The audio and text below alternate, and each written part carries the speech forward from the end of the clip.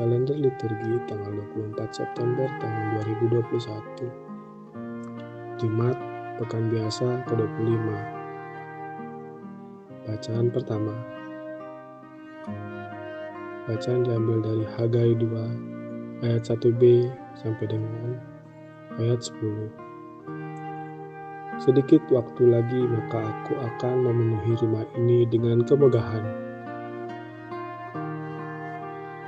Pada tahun kedua pemerintahan Raja Darius, pada tanggal 21 bulan ke-7, datanglah sabda Tuhan dengan perantara Nabi Hagai.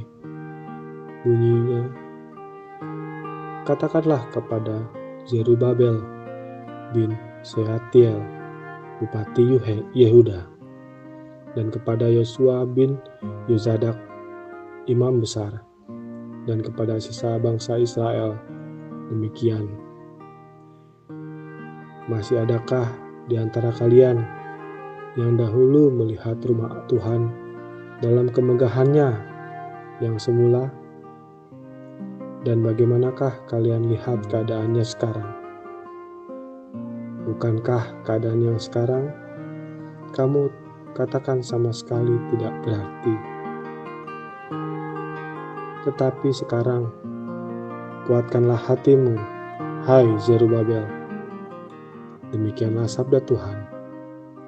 Kuatkanlah hatimu, hai Yosua bin Yozadak, Imam Besar. Kuatkanlah hatimu, hai segala rakyat negeri. Demikianlah sabda Tuhan. Bekerjalah, sebab aku ini menyertai kalian. Demikianlah sabda Tuhan semesta alam, sesuai dengan janji yang telah kuikat dengan kalian pada waktu kalian keluar dari Mesir. Dan rohku tetap tinggal di tengah-tengahmu. Janganlah takut. Dan beginilah sabda Tuhan semesta alam. Sedikit waktu lagi aku akan menggoncangkan langit dan bumi, laut dan daratan. Aku akan menggoncangkan segala bangsa, sehingga harta benda semua bangsa datang mengalir. Maka aku akan memenuhi rumah ini dengan kemegahan. Sebab milikulah perak dan emas. Demikianlah sabda Tuhan semesta alam. Maka kemegahan rumah ini nanti akan melebihi kemegahannya yang semula. Sabda Tuhan semesta alam. Dan di tempat ini aku akan memberikan damai sejahtera. Demikianlah sabda Tuhan. Syukur kepada Allah. Bacaan Injil. Kaulah Kristus dari Allah. Anak manusia harus menanggung banyak penderitaan. Inilah Injil Yesus Kristus menurut Lukas. Dimuliakanlah Tuhan. Pada suatu ketika, Yesus sedang berdoa seorang diri. Maka datanglah murid-muridnya kepadanya. Yesus lalu berkata kepada mereka, kata orang banyak, siapakah aku ini? Mereka menjawab, Yohanes Pembaptis. Ada juga yang mengatakan, Elia. Ada pula yang mengatakan salah seorang nabi dari zaman dulu yang telah bangkit. Yesus bertanya lagi, menurut kalian, siapakah aku ini? Jawab Petrus, Engkaulah Kristus dari Allah. Dengan keras, Yesus melarang mereka memberitakan hal ini kepada siapapun.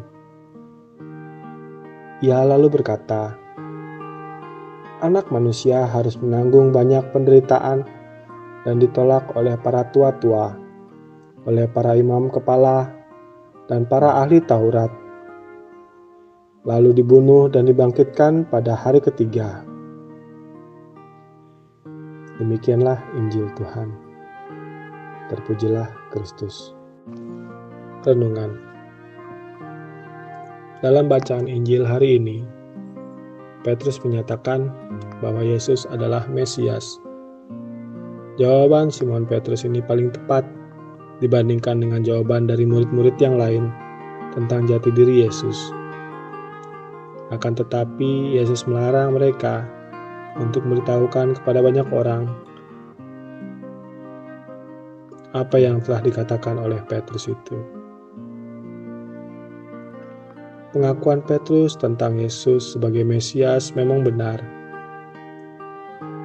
Namun, Petrus sendiri tidak siap untuk mengikuti Mesias yang harus menderita dan sengsara, bahkan wafat di salib.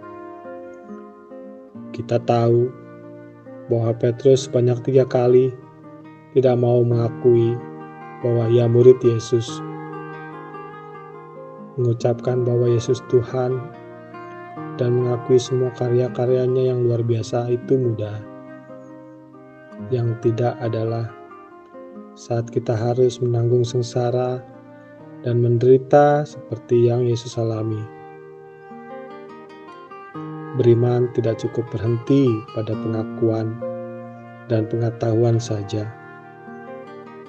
tetapi juga harus sampai pada komitmen dan konsistensi kita dalam menjalankan ajaran Tuhan dengan segala konsekuensinya. Menjadi murid Kristus tidak hanya berhenti pada kata-kata, tetapi harus mewujud nyatakan dalam tindakan-tindakan nyata yang menggambarkan bahwa kita memang murid-murid Mesias. Termasuk saat kita harus menderita karena percaya kepada Yesus. Marilah kita berdoa dalam nama Bapa dan Putra dan Roh Kudus. Amin. Tuhan Yesus, semoga kami dapat menjadi murid-murid-Mu yang setiap saat menjalankan hal-hal yang baik dan benar, serta kuat menghadapi berbagai kesulitan karena iman kami kepadamu.